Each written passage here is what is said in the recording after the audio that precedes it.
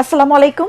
অবিরাম বাংলার সংবাদে সবাইকে স্বাগত জানাচ্ছি। আমি মারিয়া চৌধুরী। শুরুতেই বিআরবি কেবল সংবাদ শিরোনাম।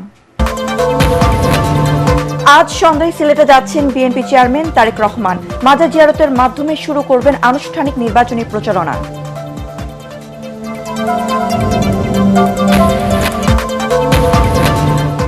সত্য না জানার কারণে পোস্টাল ব্যালট নিয়ে অনেকের মধ্যে ভুল বোঝাবুঝি হয়েছে। সিইসি শেষ দিনে প্রার্থীতা প্রত্যাহার করেছেন 20 জন।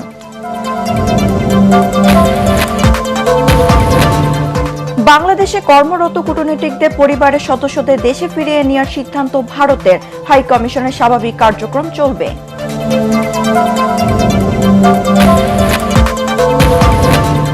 এবং গেল বছর আলুতে লোকসান হওয়ায় সরিষা ও মধু চাষে ঝুঁকছেন জয়পুরহাটের কৃষকরা।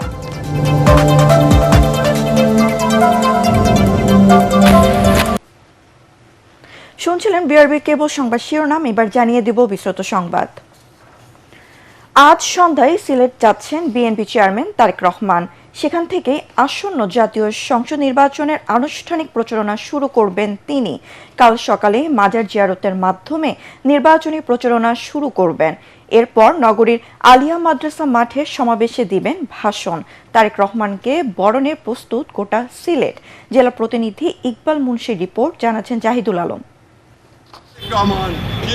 17 বছর পর গত বছরের 25 ডিসেম্বর দেশে ফেরেন বিএনপি চেয়ারম্যান তারেক রহমান। আর দীর্ঘ 27 বছর পর আজ পুণ্যভূমি সিলেটে যাচ্ছেন তিনি। ত্রয়োদশ জাতীয় সংসদ নির্বাচনের প্রচারণা শুরু করতে তার এই সফর।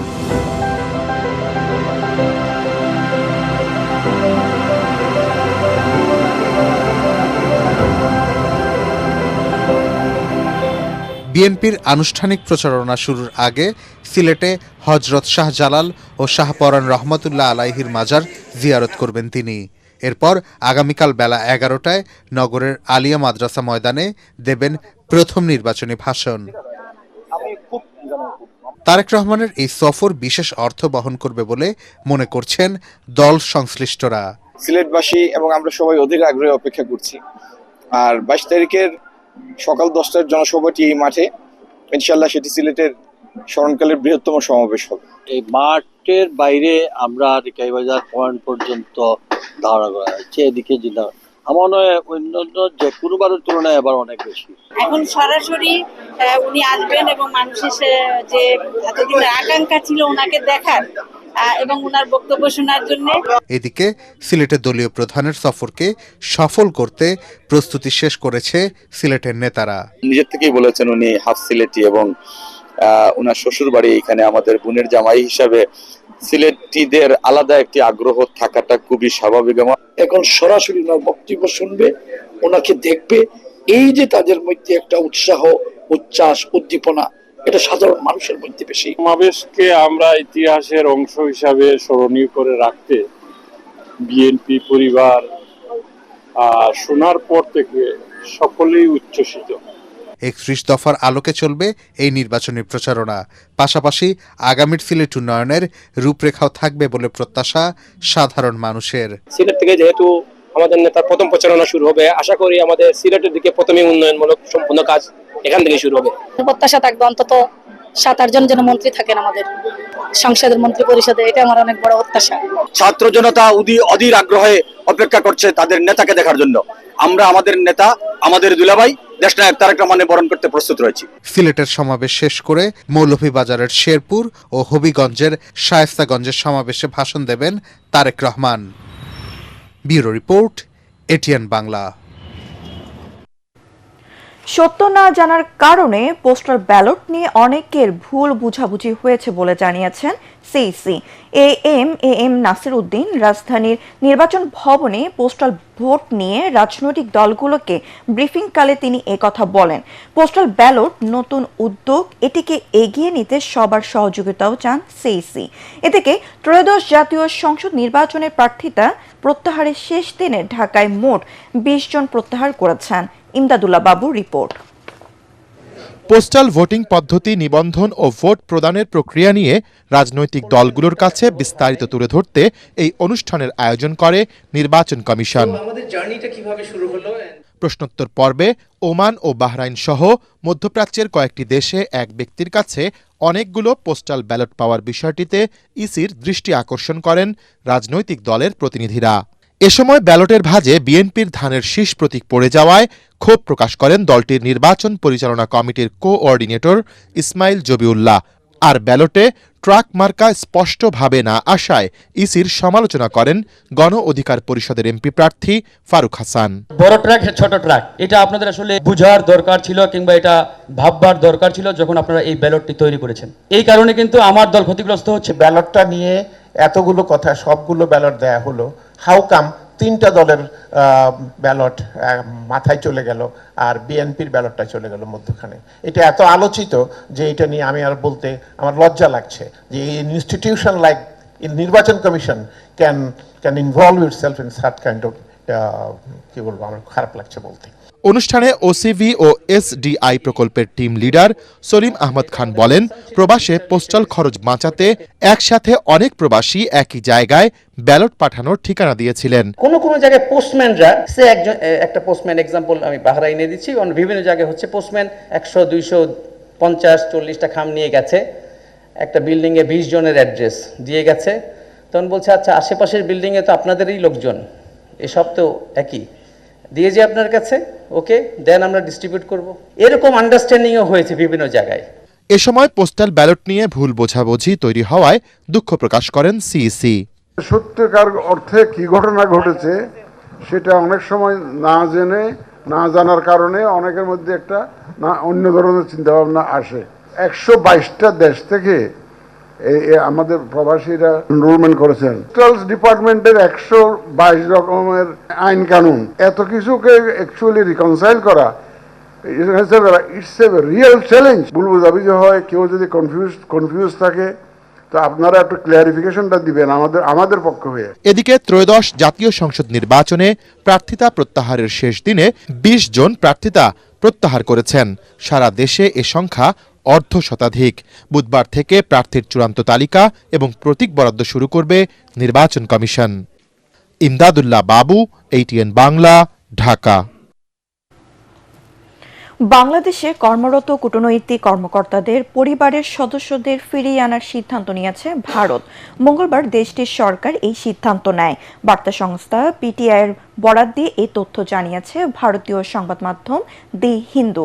তবে বাংলাদেশে দেশটির হাইকমিশন, সহকারী হাইকমিশন এবং এসবের সঙ্গে সংশ্লিষ্ট সব দফতর যথারীতি খোলা থাকবে এবং স্বাভাবিক কার্যক্রমও অব্যাহত থাকবে। সতর্কতামূলক পদক্ষেপ হিসেবে দেশটিতে কর্মরত সব ভারতীয় কূটনৈতিক ও কর্মকর্তার পরিবারের সদস্যদের ভারতে ফিরিয়ে আনতে চাইছেন বলেও রিপোর্টে জানানো হয়। আগামী 12 ফেব্রুয়ারি বাংলাদেশের জাতীয় নির্বাচন হওয়ার কথা, তার মাত্র কয়েক সপ্তাহ আগে এই পদক্ষেপ নিল ভারত। গত মৌসুমে আলুর দাম কম হওয়ায় এবার বাড়তি লাভের আশায় সরিষা চাষে ঝুঁকেছেন জয়পুরহাটের কৃষকরা। পাশাপাশি সরিষা ক্ষেতে মধুর চাষও করা হচ্ছে। এসব মধু স্থানীয় চাহিদা মিটিয়ে সরবরাহ হচ্ছে দেশের বিভিন্ন প্রতিষ্ঠানে। এদিকে চাষিদের সব ধরনের সহযোগিতার আশ্বাস জেলা কৃষি বিভাগের। জয়পুরহাট প্রতিনিধি রফিকুল ইসলাম রফিকের পাঠানো রিপোর্ট জানাচ্ছেন মাসুদ রানা। সর্ষে ফুলে এখন হলুদ রঙে সেজেছে জয়পুরহাটের ফসলের মাঠ। গত মৌসুমে আলু আবাদে চরম লোকসানের কারণে এবার সরিষা চাষে আগ্রহ বেড়েছে কৃষকের। বিঘা প্রতি যা খরচ হয় তার দ্বিগুণ লাভের আশা চাষিদের। এর সঙ্গে মধু চাষ করে বাড়তি লাভের মুখ দেখছেন তারা। জমিগুলা আগে পড়ে থাকতো, আমাদের জমিগুলা এখন আমরা সরষার আবাদ করি, কম খরচে শস্য আবাদ করি। আলু ধান আবাদ করলে আমাদের লস দেখা যায়। একদিক দিয়ে আমাদের সরিষা হয়, খাঁটি মধু পাই, ওই জন্য আমরা লাভবান হই সকলেই। 50 থেকে 55 মণ মধু আশা করা যায় পাবো ইনশাআল্লাহ। চাষিদের সব ধরনের সহযোগিতার কথা জানালেন জেলা কৃষি সম্প্রসারণ অধিদপ্তরের অতিরিক্ত উপপরিচালক। সরিষা যাতে নির্বিঘ্নে কৃষকরা ঘরে তুলতে পারে এবং গুণগত মানসম্পন্ন জাতের চাষাবাদ করতে পারে, সেদিক দিয়ে আমরা প্রশিক্ষণ, প্রযুক্তিকরণ সহ বিভিন্ন পদ্ধতি আমরা বাস্তবায়ন করে যাচ্ছি। জেলায় এবছর সরিষা আবাদ হয়েছে 16,500 হেক্টর জমিতে। Bureau report, ATN Bangla. এখন দেখবেন সালামি স্টিল ভোটের গাড়ি। নারায়ণগঞ্জ 5 আসনে বৈধ 9 জন প্রার্থী ভোটারদের মন জয় করতে ছুটছেন দাঁড়ে দাঁড়ে। তবে অনেকটা স্বাচ্ছন্দ্যে আছেন বিএনপির মনোনীত 3 বারের সাবেক সংসদ সদস্য অ্যাডভোকেট আবুল কালাম। তাকে টেক্কা দিতে নির্বাচনী মাঠে শক্ত অবস্থানে আছে জামায়াতে ইসলামের নেতৃত্বে গঠিত 10 দলীয় জোটে সিরাজুল মামুন। মনির হোসেন তপুর রিপোর্ট। শীতলক্ষ্যা নদীর 2 তীর নিয়ে গঠিত নারায়ণগঞ্জ 5 আসন। নদীর পশ্চিম পারে রয়েছে সদর এবং পূর্ব পারে বন্দর থানা। একসময় শীতলক্ষ্যা নদীর পারে গড়ে ওঠে পাট শিল্প। এই শিল্পের বিকাশের সাথে সাথে প্রাচ্যের ড্যান্ডি হিসেবে পরিচিত হয়ে ওঠে নারায়ণগঞ্জ। এবারের ত্রয়োদশ জাতীয় সংসদ নির্বাচনে 4,85,000 ভোটার তাদের জনপ্রতিনিধি নির্বাচন করবেন। এবারের নির্বাচনে বিভিন্ন দল এবং স্বতন্ত্র প্রার্থী হিসেবে 9 জন প্রতিদ্বন্দ্বিতা করছেন। আসনটাতে আমি ছিলাম এবং আছি। এই জনসমাজের কিন্তু আমিও একজন। এই সমাজ যা দুর্ভোগ করছে তার মধ্যে আমিও একজন এই দুর্ভোগের সাথী। অতএব আমি যখন মুক্তি পাবো এই চিন্তা করে আমি বলবো যে আমার নারায়ণগঞ্জের বাসী যারা আছে নারায়ণগঞ্জ 5-এ তারা আমার দিকে তাকাই আছে। আমি ইনশাল্লাহ আমার দায়িত্ব যথাযথ ইমানের সহিত পালন করতে সক্ষম হবে ইনশাল্লাহ। আমি তো যতটুকু ঘুরে দেখি আর কি, যে খুবই পজিটিভ আমার কাছে মনে হচ্ছে। তবে কেউ প্রকাশ্যে কেউ অপ্রকাশ্যে, পুরো জাতির একটা বড় অংশই কিন্তু এই পুরনো যে অবস্থাটা তারা চাচ্ছে না। তরুণদের যে আকাঙ্ক্ষাটা, এই আকাঙ্ক্ষাটা তারা আমাদের উপরে রাখতে চাইতেছে, এটা খুবই স্পষ্ট। It is very obvious. কাজে আমরা খুব ভালো একটা ফলাফলের আশা করছি। আলোচিত এই আসন থেকে ইসলামী আন্দোলন বাংলাদেশ, সিপিবি, গণসংহতি আন্দোলন, বাসদ, গণ অধিকার থেকেও প্রার্থীরা প্রতিদ্বন্দ্বিতা করছেন। মনির হোসেন তপু, এটিএন বাংলা, নারায়ণগঞ্জ। সালামি স্টিল ভোটের গাড়ি নিয়ে খুলনায় আছেন সহকর্মী তরিক ইসলাম। তিনি জানাচ্ছেন সেখানকার ভোটের হালচাল। সালামি স্টিল ভোটের গাড়ি নিয়ে আজ আমরা চলে এসেছি দেশের দক্ষিণ পশ্চিমের জেলা শিল্পাঞ্চল খুলনাতে। আমরা এলাকার ভোটারদের সঙ্গে কথা বলেছি, জানতে চেয়েছি আসন্ন নির্বাচন নিয়ে তাদের ভাবনাগুলো কি আছে। আমার পাশে কয়েকজন সম্মানীয় ভোটাররা রয়েছেন, তাদের কাছে একটু জানতে চাইবো, সামনে তো নির্বাচন, এই নির্বাচনে যারা প্রার্থী হবেন বা যারা জয়লাভ করবেন তাদের কাছে আপনাদের প্রত্যাশা কি থাকবে? অ্যাকচুয়ালি আমাদের এটা হচ্ছে গিয়ে ইন্ডাস্ট্রিয়াল এরিয়া, কিন্তু বিগত সরকারের আমলে এভারেজ ইন্ডাস্ট্রি সব বন্ধ হয়ে গেছে এবং আমাদের লোকজন যারা এভারেজ প্রায় 25 থেকে 30 হাজার লোকজন বেকার আছে। আমরা চাইব যেই গভর্নমেন্ট তৈরি করুক উনি যেন আমাদের ইন্ডাস্ট্রিগুলো সচল করার চেষ্টা করেন। আমিও একজন শ্রমিকের ছেলে, যেই এই আসন থেকে এমপি হবে অবশ্যই যে জুট মিল, যুবকদের বেকারত্ব দূরকরণ, এই সমস্যার দিকে বেশি এগিয়ে থাকবে সেই প্রার্থী হয়তোবা আগামী দিনে এই আসনের এমপি হবে। যেখানকার ভোটাররা বলছিলেন যে এটা একটা শিল্প অঞ্চল এবং দীর্ঘদিন যাবত এখানকার যে শিল্প কলকারখানাগুলো রয়েছে সেগুলো বন্ধ রয়েছে, যার ফলে এখানকার মানুষগুলো কিন্তু খুব কষ্টে তাদের জীবন পার করছেন। তারা বলছেন আগামী দিনে যেই সরকার গঠন করুক না কেন তারা যেন এই শিল্প অঞ্চল খুলে দেওয়া, কর্মসংস্থানের ব্যবস্থা করে, এটাই তাদের প্রত্যাশা। তো সালামি স্টিল ভোটের গাড়ি নিয়ে এই ছিল আমার কাছে সবশেষ। ঢাকা 18 সংসদীয় আসনে বইছে নির্বাচনের আমেজ। প্রতিদ্বন্দ্বিতা হবে মূলত বিএনপি ও এনসিপির প্রার্থীর মধ্যে। আনুষ্ঠানিক প্রচারণা শুরু না হলেও নানা প্রতিশ্রুতি নিয়ে যাচ্ছেন ভোটারদের কাছে। অন্যদিকে নির্বাচন নিয়ে এখনো শঙ্কা এলাকাবাসীর। ঐশী গোস্বামী প্রমাণ রিপোর্ট। চায়ের দোকান কিংবা আড্ডা, সব জায়গায় এখন আলোচনার মূল কেন্দ্র ত্রয়োদশ জাতীয় সংসদ নির্বাচন। উত্তরা, দক্ষিণখান, উত্তরখান, খিলক্ষেত ও তুরাগ থানা নিয়ে ঢাকা 18 সংসদীয় আসন। এখানে বিএনপি প্রার্থী হয়ে লড়বেন এস.এম. জাহাঙ্গীর হোসেন, জামাতে ইসলামের প্রার্থী প্রিন্সিপাল আশরাফুল হক এনসিপি প্রার্থী আরিফুল ইসলাম আদিবকে সমর্থন জানিয়ে প্রার্থিতা প্রত্যাহার করেছেন। তাই বিএনপি ও এনসিপি প্রার্থীর মধ্যেই লড়াই হবে বলে মনে করছেন ভোটাররা। এইবারের নির্বাচনটা ভিন্ন, যে এতগুলো মানুষ যার জীবন দিল একটা নির্বাচনের জন্য, এতগুলো মানুষ ভোটাধিকার প্রয়োগ করার জন্য যার জীবন দিল, সেই জায়গাটা মানুষের উৎসাহ উদ্দীপনা অনেক বেশি। মানুষ ভুলেই গিয়েছে যে মানুষ ভোট বলে একটা কথা আছে। তো মানুষ আশা করতেছে যে 12 ফেব্রুয়ারি যে নির্বাচন হবে সেই নির্বাচন একটা প্রতিদ্বন্দ্বিমূলক নির্বাচন হবে এবং আমার ভোট আমি দেব, যাকে খুশি তাকে দেব, যেই স্লোগানে গণতন্ত্রে বিশ্বাসী, গণতন্ত্রে আমি মানুষ বিশ্বাসী, সেই জায়গাটা মানুষ আছে। এদিকে নির্বাচন কতটা সুষ্ঠু হবে তা নিয়ে শঙ্কা রয়েছে ভোটারদের মধ্যে। কেউ যদি চান্দা চাই বা কিছু দিতে হবে তাহলে আমাদের সমস্যা, আমরা চাই সব কিছু যাতে সুষ্ঠুভাবে আমরা করতে পারি, এটুকুই। ওনারা তো অনেক সময় অনেক প্রতিশ্রুতি দেয়, কিন্তু এই প্রতিশ্রুতি তো আর বাস্তবায়ন হয় না। এই নির্বাচনটা আমি মনে করি সঠিকভাবে হচ্ছে কিনা এবং বহির্বিশ্বে এটাকে কতদূর গ্রহণযোগ্যতা নেবে আমার বোধগম্য আসে না। এই আসনে মোট ভোটার সংখ্যা 5,88,000-এর বেশি। এর মধ্যে পুরুষ ভোটার 3,02,000 আর নারী ভোটারের সংখ্যা 2,86,000।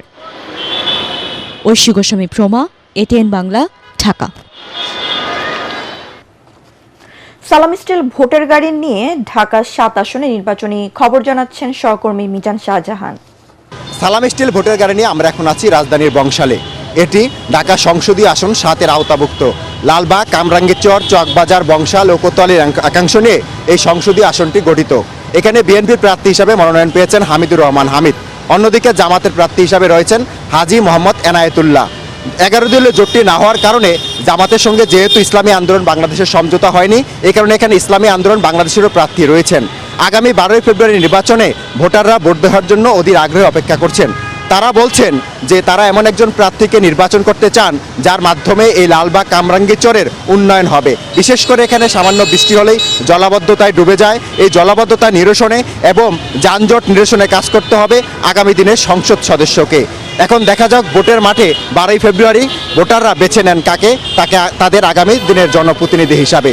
সালাম স্টিল ভোটার গাড়ি নিয়ে এই মুহূর্তে আমার কাছে এই হচ্ছে সবশেষ খবর। এবার খেলার খবর।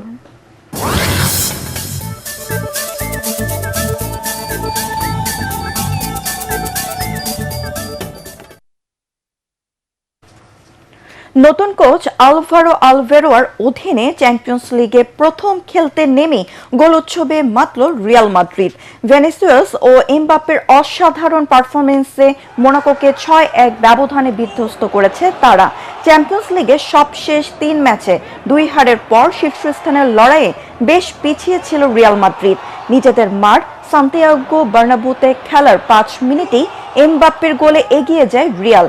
26 মিনিটে ফরাসি তারকার দ্বিতীয় গোলে 2-0 ব্যবধানে এগিয়ে থেকে বিরতিতে যায় লস ব্রাঙ্কোরা। দ্বিতীয়ার্ধে মোনাকোর জালে একটি করে গোল করেন ভেনিসিয়াস জুনিয়র, ফ্রাঙ্কো মাস্তান্তুয়ানো ও জুড বেলিংহাম। আত্মঘাতী গোল করেন টিলো কেহরা। 72 মিনিটে নিজেদের ভুলে একটি গোল হজম করে রিয়াল। অন্য ম্যাচে বর্তমান চ্যাম্পিয়ন্স প্যারিস সেন্ট জার্মেইকে 2-1 ব্যবধানে হারিয়েছে পর্তুগিজ দল স্পোর্টিং সিপি। শেষ করার আগে বিআরবি কেবল সংবাদ শিরোনাম আরো একবার। আজ সন্ধ্যায় সিলেট যাচ্ছেন বিএনপি চেয়ারম্যান তারেক রহমান। মাজার জিয়ারতের মাধ্যমে শুরু করবেন আনুষ্ঠানিক নির্বাচনী প্রচারণা।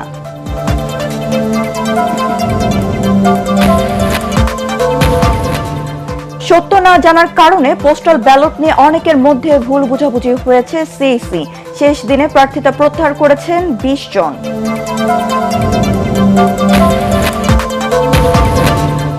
বাংলাদেশে কর্মরত কূটনৈতিকদের পরিবারের সদস্যদের দেশে ফিরিয়ে নেওয়ার সিদ্ধান্ত ভারতের। হাই কমিশনের স্বাভাবিক কার্যক্রম চলবে।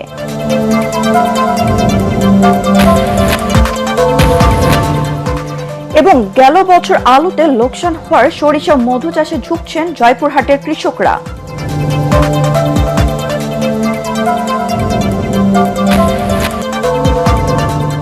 পরবর্তী সংবাদ দেখার আমন্ত্রণ জানিয়ে এখনকার মতো শেষ করছি।